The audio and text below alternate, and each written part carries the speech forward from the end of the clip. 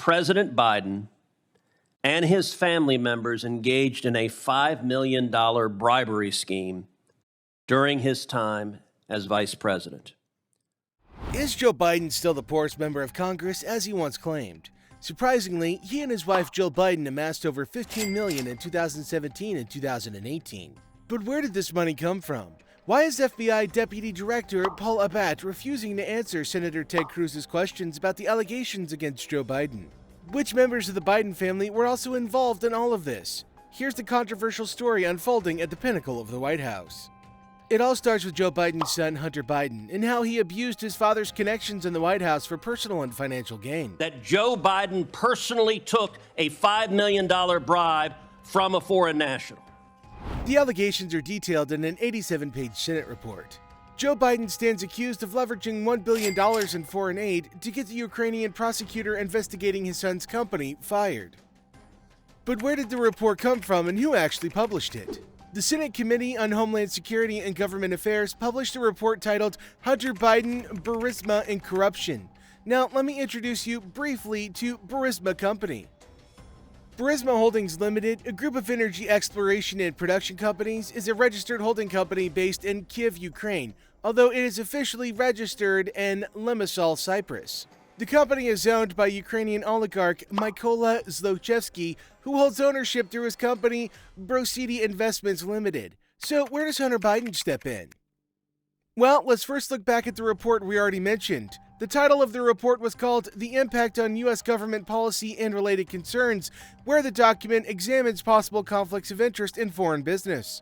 While Joe Biden was vice president during Barack Obama's administration, they discovered the Obama administration knew Hunter Biden's presence on the board of the corrupt Ukrainian energy company Burisma. Even if Burisma was characterized as, quote, problematic and interfered in the execution of policy with Ukraine. Did you investigate in any way, shape, or form these allegations? Senator, once again, I'm not going to comment. So you're not going to say whether you did your job? The investigations illustrated the extent to which officials within the Obama administration ignored the glaring warning signs when the vice president's son joined the board of a company owned by the corrupt Ukrainian oligarch. But over the years, Joe Biden was able to avoid scrutiny for these allegations by denying any wrongdoing for a very long time. Mr. Vice President, how many times have you ever spoken to your son about his overseas business dealings? I've never spoken to my son about his overseas business dealings. And so how do you know? Here's what I know. I know Trump deserves to be investigated. The New York Post obtained the missing laptop, which ultimately involved him in a huge scandal. He faced judgment based on an email where a board advisor from Burisma Company expressed gratitude to Hunter Biden for the introduction to the U.S. vice president. And the story doesn't end there. Other controversial emails also show Hunter Biden using his father to make business connections in China as well. The story begins 8 years ago in Eastern Europe, when former Ukrainian President Petro Poroshenko was elected president, who promised not to fall under Russian influence and corruption, and only 2 months after, Hunter Biden entered the story. The investigation continues and finds the earliest transactions between the Burisma firm and a law firm in Washington where Hunter Biden is counsel in 2014. Then, May 7, 2014, just weeks after Joe Biden assumes a role in Ukrainian politics during the Obama administration. Burisma paid a law firm in Washington an amount of $250,000. Just 1 week later, on May 12, 2014, Hunter Biden became part of Archer's board of directors. After a few years, Hunter Biden and his associate Devin Archer were paid millions of dollars by a corrupt Ukrainian oligarch to sit on the board. Hunter himself was paid between $50,000 and $83,000 each month to serve on Burisma's board of directors. Meanwhile, amidst all of this, his father Joe Biden assumes the role of the country's vice president, overseeing various responsibilities, including Ukraine's foreign policy. However, in 2015, 2 bureaucrats became aware of and expressed concerns regarding Hunter Biden's involvement with the Burisma company, including his appointment to its board of directors. George Kent, the former acting deputy chief of mission at the U.S. Embassy in Kyiv, alerted officials in Vice President Biden's office about the unfavorable perceptions surrounding his son's position on Burisma's board. I said that I had learned that Hunter Biden had been appointed to the board of this company, that I had just raised U.S. concerns about the owner of the company, who we believed had been engaged in money laundering. State Department officials, namely George Kent, considered how Hunter's presence on the board of directors of the Bureau's company could negatively affect U.S. policy.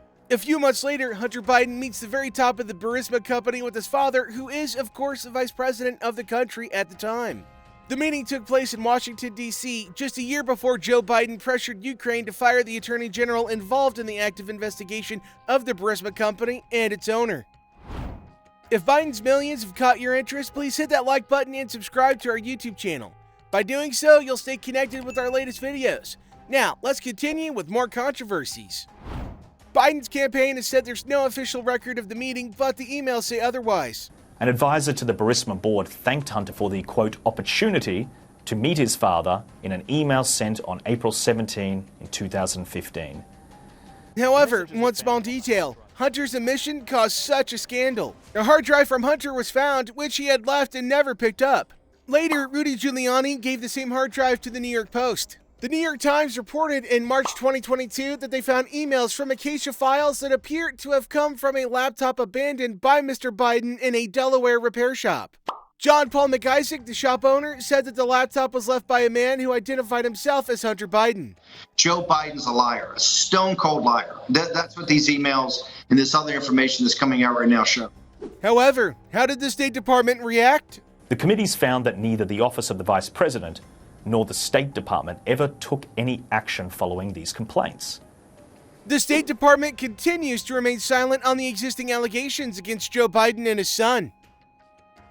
Watch out, folks. Keep those digital tracks in check or you'll land a starring role in a scandalous sitcom that even Hollywood can't top.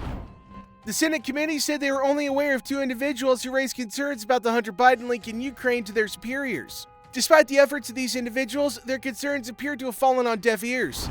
That same year, prosecutor Victor Shokin had an active investigation into Burisma and its owner, while Hunter Biden and Devin Archer sat on the company's board. Vice President Joe Biden threatened to withhold $1 billion in U.S. loan guarantees if Ukraine's leaders did not dismiss Victor Shokin, according to Senate investigation. After that threat, Ukraine's parliament fired Shokin. After that threat, Ukraine's parliament fired Viktor Shokin, a dismissal which took place in late March. Joe Biden's on tape bragging that he leveraged $1 billion tax dollars to get a prosecutor that was investigating Hunter Biden fired, and son of a bee, they did it. True or false? That is true. All these documents indicate that Hunter Biden was earning millions of dollars from foreign sources as a result of all the business connections he built while his father, Joe Biden, was the vice president of America. This is a good government oversight investigation that relies on documents and testimony from U.S. agencies and officials, not a Russian disinformation campaign as our Democratic colleagues have falsely stated. Today, we covered just one part of Joe Biden's controversies. His public image has long since deviated from that which he once advocated for. Joe Biden, formerly self-identified as middle class, has experienced a significant change in his financial status. Following his departure from the vice presidency in 2017, Biden began accumulating substantial wealth. In 2017, he and his wife earned $11 million, followed by $4.6 million in 2018. Their assets range between $2 million and $8 million. The majority of this income stems from book sales and speaking arrangements. Biden's 2 S corporations, primarily involved in the book industry, generated $10 million in 2017 and $3.2 million in 2018. His speaking engagements, primarily at universities, have proven lucrative, with fees reaching $106,000 per appearance. Additionally, Biden owns a beach mansion valued at $2.7 million and many more. While this pattern is not surprising and can be observed in various countries, it's not uncommon for government officials, including politicians, to exploit their positions and influence for personal gain, aiming to amass wealth and bolster their standing within the political and business realms. Hey, we'd love to hear your thoughts on Joe Biden and his son. Please share your opinions in the comments below. If there's any other topic you'd like us to cover, please feel free to let us know. We appreciate your input.